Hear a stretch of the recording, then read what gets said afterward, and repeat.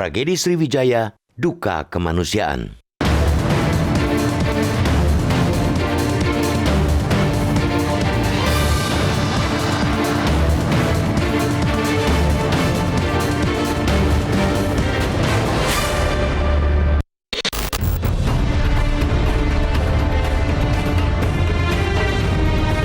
Kalbu kita terguncang setiap kali terjadi kecelakaan pesawat terbang.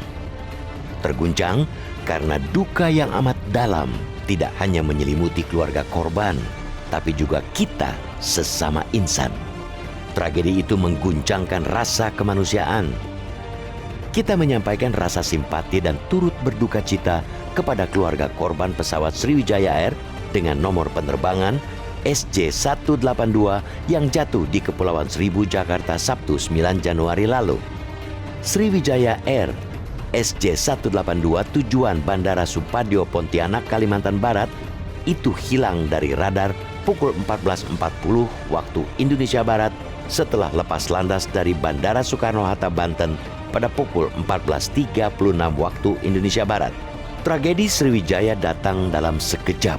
Terjadi hanya selang 4 menit setelah pesawat lepas landas, mengingatkan kita pada jatuhnya Lion Air JT610 pada 29 Oktober 2018 di Laut Jawa, Karawang, Jawa Barat. Boeing 737 MAX 8 Lion Air itu juga jatuh setelah 13 menit lepas landas dari Bandara Soekarno-Hatta. Bentuk rasa simpati itu paling utama ialah bukan mencari-cari kesalahan dalam peristiwa yang terjadi, apalagi menyebarkan hoaks di media sosial. Kita serahkan sepenuhnya kepada Komite Nasional Keselamatan Transportasi atau KNKT untuk menyelidiki tragedi tersebut.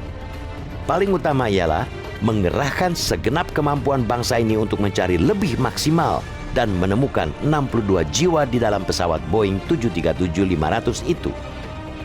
Presiden Joko Widodo telah menginstruksikan pengerahan segala upaya itu.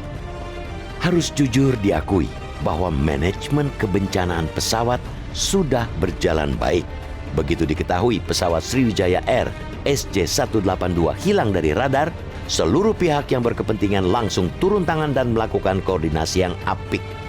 Tidak hanya melakukan pengorganisasian pencarian di bawah komando Basarnas, pada saat bersamaan juga dibuka posko informasi untuk keluarga. Posko itu menjadi pusat informasi atas musibah pesawat tersebut. Eloknya, seluruh informasi terkait musibah itu disampaikan secara terbuka dan berkala kepada keluarga korban. Jangan biarkan keluarga korban menunggu dalam kegelapan. Tidak salah pula bila otoritas memberikan informasi berkala kepada publik agar membungkam hoaks. Pencarian pesawat dan korban dilakukan melalui udara dengan helikopter, pencarian di laut menggunakan kapal, serta pencarian di bawah permukaan laut menggunakan kapal yang memiliki alat pendeteksi bawah laut. Koordinasi Basarnas dengan segenap kekuatan lainnya seperti TNI Angkatan Laut, TNI Angkatan Udara, dan Kepolisian berjalan dengan baik. Hasilnya, serpihan pesawat dan properti korban ditemukan kemarin. Keterlibatan nelayan di sekitar lokasi tempat jatuhnya pesawat antara Pulau Lancang dan Pulau Laki patut diapresiasi. Para nelayan yang mengetahui informasi pesawat jatuh berinisiatif melaporkannya kepada perangkat pemerintahan setempat. Nelayan yang dalam strata sosial masyarakat masuk dalam kelompok terpinggirkan justru tulus berbuat baik. Kiranya bangsa ini perlu terus-menerus belajar dari orang-orang kecil untuk berbuat baik bagi sesama manusia tanpa mengenal batas. Kepada KNKT, kita berharap, sangat berharap, untuk menemukan sebab musabab tragedi SJ182 sehingga dunia penerbangan selalu belajar dari pengalaman. Perlu dicari tahu apakah pesawat itu layak terbang atau tidak. Apakah kesalahan terletak pada manusia, persoalan teknis, atau cuaca. Pesawat terbang adalah produk teknologi tinggi yang memerlukan presisi tinggi pula. Ia tidak berkompromi sedikit pun terhadap kelalaian sehingga harus mematuhi siklus pemeliharaan pesawat agar layak terbang.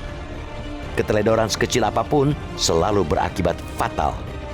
Kesadaran tentang keselamatan ini sangat penting dalam industri penerbangan, bukan persoalan mencari untung semata.